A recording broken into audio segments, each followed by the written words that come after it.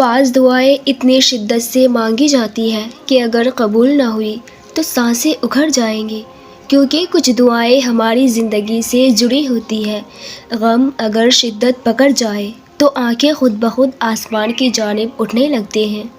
تم ابھی جس بھی مقام پر ہو، یہاں تک تم خود نہیں آئے بلکہ تمہیں اللہ یہاں تک لانا چاہتا تھا۔ تم اس سوچ میں ہونا کہ کیا میرا اللہ مجھے تنہا چھوڑ دیا؟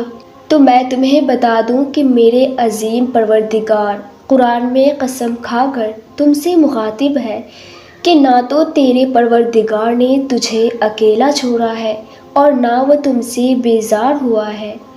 ذرے ذرے کی خبر رکھنے والی ذات تمہاری اس بیزاری سے خوب واقف ہے۔ تم خواہ جہاں کہیں بھی رہو، جس حال میں رہو، بے شک تم اس کی نگاہ میں ہو۔ تمہارا ماضی جیسا بھی ہو، مگر اللہ نے بہتر مستقبل کا وعدہ تم سے کیا ہے۔ وعدہ پورا کرنے والا میرے پروردگار سے بہتر کوئی دوسرا اور ہو ہی نہیں سکتا۔ تمہارا آغاز خواہ کتنا ہی تکلیف دہ کیوں نہ ہو، مگر اللہ نے تم سے بہتر انجام کا وعدہ کر رکھا ہے۔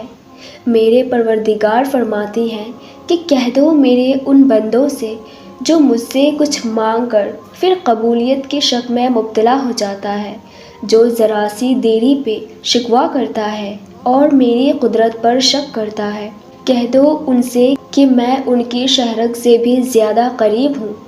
میں ان کی دعائیں سنتا ہوں اور قبولیت کا ایک بہترین وقت مقرر رکھتا ہوں، اور جب ان کا وہ بہترین وقت آ پہنچتا ہے تو نہ ایک گھڑی پیچھے ہٹ سکتی ہے اور نہ ہی آگے۔ میری ایک سوال ہے تم سے کہ جب تم اپنی ماں کی نیت پر شک نہیں کر سکتے تو اس پر کیسی بے یقینی جو تم سے 70 ماؤں سے بھی زیادہ پیار کرتا ہے؟ جانتی ہو اللہ پر توکل کے بعد ہونے والے معجزے حقیقتاً ہوتے ہیں، معجزے وقوع پذیر ہوتے ہیں۔ جب تم مسلسل آسانی کی دعائیں مانگتے ہو، تمہیں کیا لگتا ہے کہ اللہ جواب نہیں دے رہا؟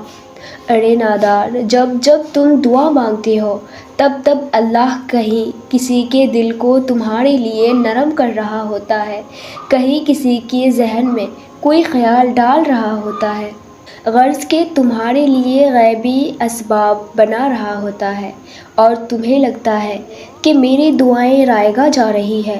فرق بس اتنا ہے کہ اللہ جو تمہارے لیے کرتا ہے وہ غیبی ہوتا ہے، اور غیب کی خبر صرف اس رب کو ہے جو تمہیں نظر نہیں آتا، اور اگر نظر آنے لگے یا کسی طرح سے تمہیں اللہ کے منصوبوں کا علم ہو جائے تو پھر تمہارا ایمان کیسا اور آزمائش کیسی؟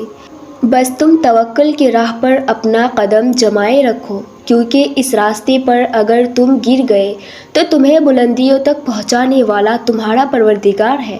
میرے پروردگار آزماتا بھی ہے تو انہی بندوں کو جس سے وہ راضی ہونا چاہتا ہے، جس کی تکلیف بھرا لمحہ کو وہ راحت بھری سکون سے نوازنا چاہتا ہے۔ بے شک میرے پروردگار جب کسی بندے کو اپنا قریب کرنا چاہتا ہے تو انہیں کروڑوں بھیڑ سے نکال کر عارضی تکلیف دیتا ہے، تاکہ وہ اس تکلیف کی بدولت اللہ سے رجوع کر سکے اور دونوں جہانوں کی کامیابی کو اپنے قدموں پر لا کھڑا کر سکے۔ میرے رب جب کسی کی دعا کو قبول کرنا چاہتا ہے تو اس کی زبان کو دعاؤں کی تسبیح جیسا بنا دیتا ہے، اور جب وہ کسی کی دعا کو قبول نہیں کرتا تو اس کے دل کو اس چیز کی طلب سے پھیر دیتا ہے اور انہیں صبر عطا کر دیتا ہے۔ وہ مشکل کو آسان کرنے والا رب جب تمہاری دعا قبول کرے گا تو تم حیران رہ جاؤ گے۔ انشاءاللہ مطمئن ہو جاؤ، عنقریب وہ تمہارے لیے ایسا اسباب بنائے گا کہ تم خود اپنے نصیب پر، اپنے دعاؤں پر رشک کرو گے انشاءاللہ۔ ویورز، ویڈیو اچھی لگی ہو تو مجھے کامنٹ کر کے ضرور بتائیے گا، اور میری چینل کو بھی لازمی سبسکرائب کیجیے گا۔ جزاک اللہ۔